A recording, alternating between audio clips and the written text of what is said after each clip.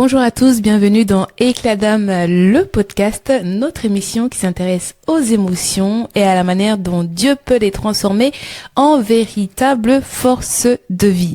Peut-on vraiment être dans la joie quand tout s'effondre?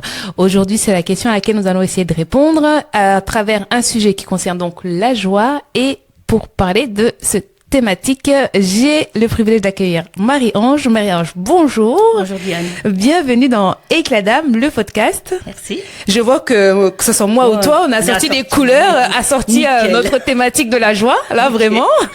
On est dedans. On y est. Et est-ce que, alors, il y a des gens qui ne te connaissent pas, tu peux un petit peu te présenter pour ceux qui ne te connaissent pas?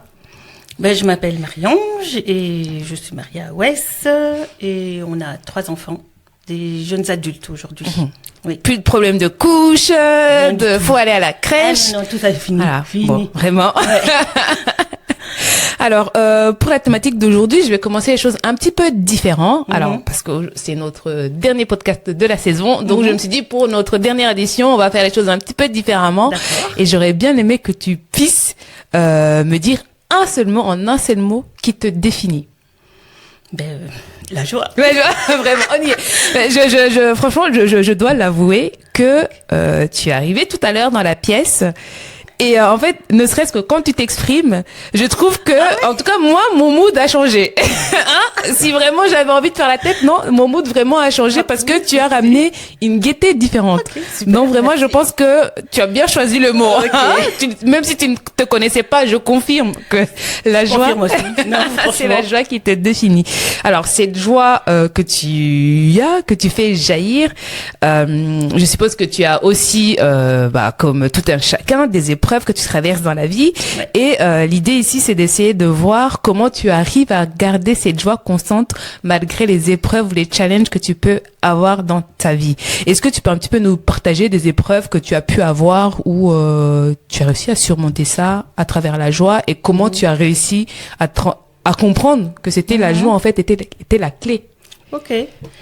Il y a une expérience qui me vient vraiment en tête. C'est un moment donné où on a été séparés, mon mari et moi, séparés à cause du boulot. En fait, il est allé travailler au Luxembourg et moi, je suis restée avec les enfants.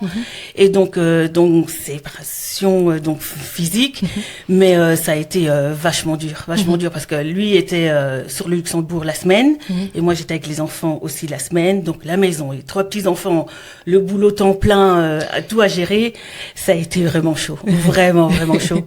Et donc il revenait les week-ends.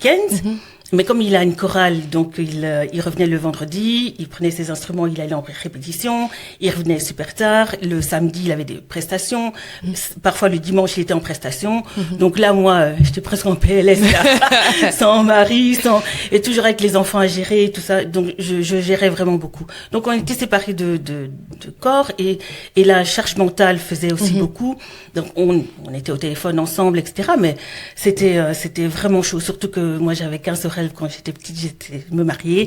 Et donc voilà, ça c'était fait, mais on est séparés. Et là, j'ai vécu vraiment des moments difficiles, de tristesse, de colère, etc.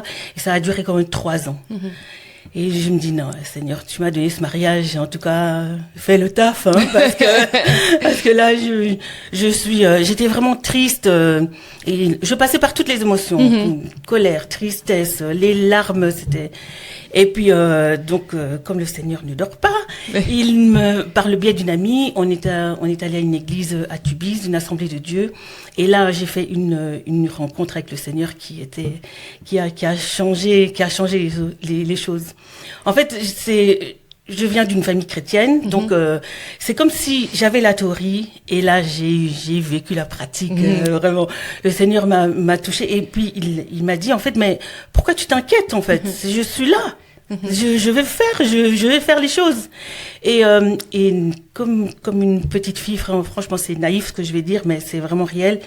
J'ai séché mes larmes, j'ai dit mes problèmes, voilà, papa va s'occuper, c'est bon, ok. Et là, j'ai retrouvé une joie, vraiment, j'ai retrouvé mon sourire, j'ai retrouvé ma joie de vivre en fait. Et là, le Seigneur a fait ce qu'il avait dit. Et ça a mis 3 ans, mais le Seigneur a fait. Mais depuis ce temps-là, je me dis mais en fait, la joie du Seigneur est ma force. C'est vraiment ça. J'ai retrouvé, j'arrive à traverser les épreuves, à traverser les difficultés avec cette joie-là, parce que je sais que papa est derrière, quoi, et qui veille. Et donc voilà, il a. Donc, mais non, les problèmes quand ils arrivent, je dis ok, je ris d'abord. Vous allez voir. Bon, c'est pas pour ça que je suis jamais triste, etc. Oui. Mais j'arrive à aborder les choses différemment, parce que j'ai des phrases comme ça qui me remettent un cœur joyeux, c'est un bon remède. Donc voilà, je suis forte par celui qui me fortifie. Je puis tout par celui qui me fortifie. Donc j'arrive vraiment à traverser les épreuves, mais avec cette joie-là. Depuis ce temps-là, ça c'est. Ouais. Et est-ce que avant que tu te maries et que du coup vous soyez séparés de corps, mais enfin c'est séparé, c'est pas séparé, c'est juste que pendant un certain temps il travaillait à l'étranger et que le temps, enfin voilà, que votre vie familiale vous retrouvez. Est-ce que comment tu abordais en fait des épreuves? Et c'est vraiment en traversant ce moment de séparation, ça t'a aussi permis d'avoir ce regard. Il a fallu qu'il y ait cette épreuve-là pour que tu puisses, comme tu l'as dit, pratiquer. Tu disais que tu te laissais la théorie pour que tu puisses passer à la pratique. Est-ce qu'il a fallu cette épreuve ultime? Je suppose que avant que tu te maries, tu avais certainement eu d'autres challenges plus jeunes. Comment tu as abordé ces challenges-là et versus comment tu as abordé après avoir passé cette période-là où tu as découvert une autre dimension de Dieu au final? Ok. C'est vrai que pendant toute mon enfance, mon adolescence, je vivais chez mes parents. On était quand même une famille vraiment, c'est une famille vraiment une famille de fous. on est très unis et on connaissait le Seigneur. Donc j'ai pas trop de difficultés. Donc les difficultés, on priait, etc. Les choses allaient bien. Et quand je me suis mariée, je comptais aussi sur mes propres forces. Donc je suis pas non plus, je suis quelqu'un au départ de joyeux, la vie était cool, quoi. Mais je pense qu'il a fallu que je touche le fond pour avoir vraiment cette relation là avec le Seigneur. Et je pense que le Seigneur m'a donné cette joie-là parce qu'il s'est dit, Marie-Ange, c'est la meilleure façon dont elle va traverser les épreuves, c'est la joie. C'est à travers la joie. Donc voilà, bon cadeau qu'il m'a fait. Donc voilà. Donc avant, j'avais quand même de la joie de par les personnes qui étaient autour de moi, les gens qui priaient avec moi, ma famille. Et puis je suis aussi quelqu'un de pas du tout dépressif. Donc voilà, les choses allaient bien et ma relation avec le Seigneur était nickel. En tout cas, ce que je pensais à l'époque. Mais là, quand je l'ai rencontré, là, c'était le coup de foudre, c'est foudroyant. Donc voilà. Et tu as des petits tips, des choses. Est-ce qu'il y a des choses que tu as développées, que tu as mis en place pour cultiver cette joie? Parce que pour faire un comparatif, du coup, je vais faire un comparatif avec moi-même. Pour une fois, je témoigne pas à ta place, mais je fais un petit comparatif. Parce que je suis quelqu'un de très joyeuse et très souriante. D'accord. Mais à contrario de toi, face à une épreuve, je vais d'abord bien vivre l'épreuve avant de redevenir joyeuse. Okay. Mais qu'est-ce que tu as développé pour que justement ta joie qui t'est définie ait plus ou moins le dessus, qu'on se laisse pas vraiment, qu'on laisse pas l'épreuve prendre du temps avant de retravailler pour retrouver sa joie de nature, tu vois? En fait, je pense que chaque fois qu'on traverse une épreuve, il y a une opportunité dans l'épreuve. Je me dis que le Seigneur veut me passer un message, veut me dire quelque chose, et ça même dans le quotidien, quoi, dans les petits trucs de la vie. Je me dis que le Seigneur a un message à me faire passer, et j'essaye de trouver ce message. Qu'est-ce qu'il veut me dire par les moments difficiles que je passe? Qu'est-ce qu'il veut me dire? Et puis je me dis, si je trouve, nickel. Si je trouve pas, je dis Seigneur, c'est toi. Hein. Moi, je vais faire ce qu'il faut. Et puis, c'est toi. J'ai ce truc-là en me disant que le Seigneur, en fait, il a un plan. Son plan est parfait. Donc, son plan est parfait. Mais c'est parfait. Donc voilà. J'essaye de trouver des opportunités dans ce qui m'arrive. Il y a toujours quelque chose à apprendre. Même dans les moments difficiles, il y a toujours quelque chose. Soit pour moi ou bien pour les autres. C'est juste mon attitude. Et même parfois au boulot, il y a des gens qui me disent mais comment tu fais? Je sais pas, je laisse mes problèmes dehors. Je combats avec eux, voilà, et puis j'ai un Dieu grand, et des trucs comme ça. Donc voilà, C'est comme ça. Et puis il y a en fait un passage de la Bible dans le livre de Romains qui va dire que la souffrance produit souvent la persévérance. Ouais. Et quand je t'entends parler, j'interprète la persévérance comme la persévérance dans la joie. Oui. Tu vois? Si je Ouais. me dis, mais en fait, parfois on peut interpréter, se dire, ben, on souffre, Dieu veut qu'on se durcisse, qu'on soit prêt aux épreuves. Ouais. Mais là, en fait, je suis pendant l'émission, en train de me dire, mais non, en fait, on peut aussi voir les choses différemment. Se dire Ouais. que je suis dans la souffrance, mais comment cultiver la joie? Parce qu'en fait, c'est cette joie qui peut peut-être être la clé pour que je puisse traverser cette Ouais, épreuve-là. tout à Parce fait. que quand on est dans la joie, mais on va voir les choses différemment. On va pas se morfondre sur soi-même. On va pas voir que le négatif. On va rechercher à voir plutôt le positif. Comme à tu le fait. disais, qu'est-ce qu'on peut en tirer de Exactement. cette épreuve-là? Comment je peux aller plus loin? Comment je peux la traverser? Ouais, Et ouais. c'est vraiment une autre manière de penser, un autre système de pensée qu'il faut, c'est qu'il une faut avoir. attitude, la joie. C'est vraiment un choix. C'est difficile, hein. Je Oui. dis pas que c'est, tous les jours, c'est nickel. Il m'arrive un truc de grave et puis, Oui, non. non. Mais, voilà, il y a des moments où je pleure, il y a des moments où, Il y a un temps pour tout. Il y a un temps pour voilà. pleurer. Mais c'est vrai que la joie vient assez vite, parce que papa est là. Ouais, je crois qu'il va falloir qu'on redevienne tous des enfants et que Ah vraiment, ouais, franchement, c'est cool, hein. on laisse papa gérer, C'est vraiment cool gérer de nos savoir qu'il y a fardeaux. Faut quelqu'un. seulement déposer. Ouais. Et puis voilà. Il fera. Tu hein. connais? Toi, tu fais ton boulot, hein, tu fais ton taf, fais, et puis, mais le Seigneur va faire, et parfois au-delà de ce que tu avais espéré. Donc, nickel. Et hein. ce que j'aime bien dans ce que tu soulignes, c'est qu'on a aussi une part à faire et que c'est un choix, Ouais. en fait. Donc, dans tout ce qu'on entreprend, on peut se dire que la joie est ma force. Le Seigneur dit que la joie est ma force. Si je prends un passage biblique, en fait, il faut mettre en application. C'est-à-dire, on fait le choix, peu importe les circonstances, mais moi, Dieu, je choisis d'être joyeux et de continuer à te louer. Exactement. Je dois donc faire une action, prendre part et se dire, voilà, je prends cette décision-là d'être comme Oui, ça. Je dois me lever, Et sécher mes c'est larmes, continuer à avancer et voir le C'est ça. bon côté des choses. C'est ça. c'est Et pas déceler évident. les saisons, les temps. Il y a un Oui. temps où on doit pleurer. Il faut prendre ce temps pour pleurer. Mais ensuite, il faut prendre le temps de sécher nos larmes. Et c'est vrai que c'est souvent, on prend peut-être un peu trop longtemps à sécher nos larmes. Parfois, oui. Il y a des difficultés qui sont parfois plus faciles à gérer, d'autres plus compliquées. Donc voilà, c'est quand ça touche aux conjoints, quand ça touche aux enfants, parfois ça nous touche plus profondément. Donc il y a peut-être un peu plus de larmes, mais bon, je me dis, il y a toujours une victoire à la clé. Je me dis, s'il y a une victoire, bon, allez.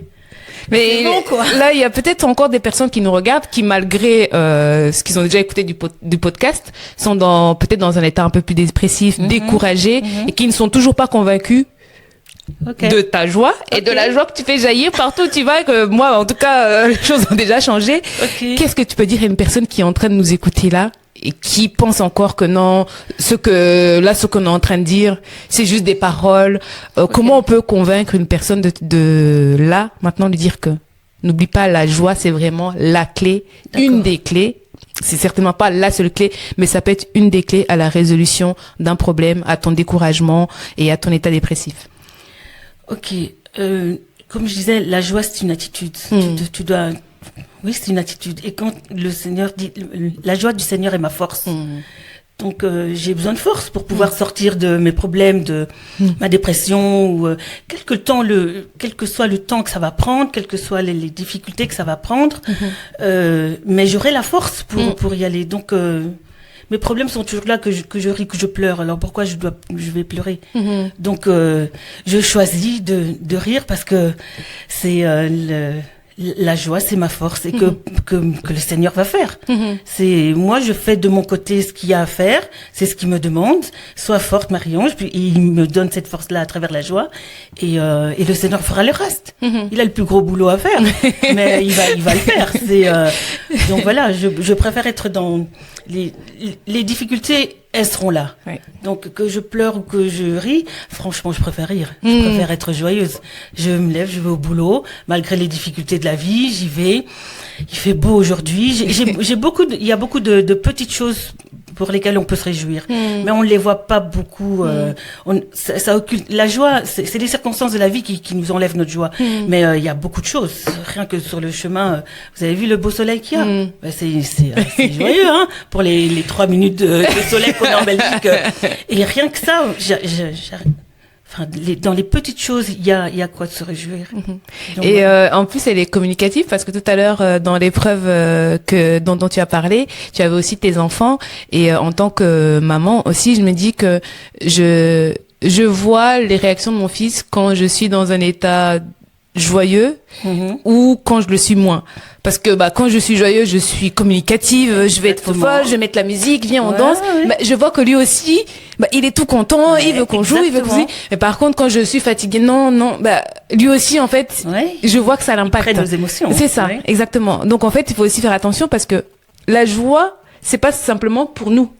C'est aussi pour les autres parce qu'on la communique, on impacte les autres et c'est peut-être notre joie qui peut impacter quelqu'un sans le savoir. On peut l'impacter, sa situation, sans même le savoir. Exactement. Et savoir que, tiens, elle est dans les difficultés, mais elle arrive à être joyeuse. Comment elle fait? C'est ça. Je te donne mon secret, et puis essaye, et puis tu vois ce que ça donne. Donc voilà. Ok. En tout cas, Marie-Ange, vraiment, je suis ravie que tu sois venue dans ce podcast parce que je trouve que ça m'a personnellement édifiée de t'entendre parler, d'être en relation avec toi. Moi, je me suis dit, mais oui, comment elle fait? Je me suis dit, comment elle fait? Je me dis, je sais que je suis de nature souriante, joyeuse, mais là, j'ai vu un autre niveau. On est allé à un niveau, je me dis, je connais pas encore ce niveau-là. Je me dis, mais Seigneur, moi, je veux expérimenter ce type de joie. Je veux aussi être à un niveau où quand ça va pas, je peux refléter la joie de Marie-Ange. Parce que si c'est en toi qu'elle trouve cette joie, moi aussi, il va falloir que 2026, il va falloir que je retrouve cette joie. Voilà. Ça va être le point de départ. C'est notre dernier podcast d'aujourd'hui. C'est le point de départ pour marquer vraiment une autre dimension qui doit être impactante dans ma vie et dans la vie de celles et ceux, parce que je sais qu'il y a certaines hommes qui nous regardent, qui regardent notre émission. Nickel. Amen. Donc voilà, c'est comme ça qu'on va clôturer ce dernier podcast de l'année. Merci à tous ceux qui nous ont suivis tout au long de cette année. Nous étions ravis et on espère que vous avez été édifiés par les différents témoignages de nos invités et vraiment on a hâte de vous retrouver pour une prochaine saison pour qu'on continue à s'édifier tous ensemble et que on continue à grandir avec le Seigneur et que nous restions dans cette joie qui jaillit. À très bientôt.